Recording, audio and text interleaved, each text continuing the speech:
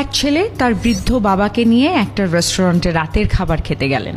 তার বাবা ছিলেন একজন বৃদ্ধ এবং দুর্বল। খাবার সময় তিনি নিজের শার্ট এবং প্যান্টে খাবার ফেলে দেন। সেই রেস্টুরেন্টে খেতে আসা অন্যান্য লোকজন যখন তার দিকে বিরক্ত হয়ে তাকাচ্ছিল, তখন বৃদ্ধ লোকটির ছেলে শান্তভাবে খাবার খাচ্ছিল। বাবার খাবার শেষ হলে ছেলেটি বিন্দুমাত্র লজ্জা না পেয়ে তাকে নিয়ে ওয়াশরুমের দিকে গেলেন। ছেলে বাবার জামায় লেগে থাকা খাবার মুছে দিলেন, চুল ঠিক করে দিলেন এবং চশমাটা ঠিকঠাক মতো পরিয়ে দিলেন। যখন সেই বাবা ছেলে বেরিয়ে এলো, পুরো রেস্টুরেন্ট একদম নীরব হয়ে গেল। তারা কেউ হজম করতে পারছিলেন না যে কেউ তাদের এভাবে হতভম্ব করে দেবে। ছেলে বিল পরিশোধ করে বাবাকে নিয়ে বেরিয়ে যাচ্ছিল।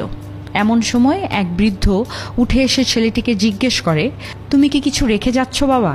ছেলেটি বলল, না স্যার। লোকটি বললেন, অবশ্যই রেখে যাচ্ছ। একজন সুপুত্রের জন্য একটা শিক্ষা এবং একজন বাবার জন্য একটা আশা।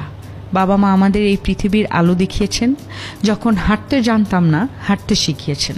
যখন খেতে জানতাম না, তখন খেতে শিখিয়েছেন। পরম যত্নে বড় করেছেন। তারা আমাদের হাজারো আবদার হাসি মুখে পূরণ করেছেন, হাজারো সমস্যার মধ্যেও। বয়স বাড়ার সাথে সাথে তারাও ছোট শিশুর মতো আচরণ করেন। খেতে গেলে খাবার ফেলে দেন।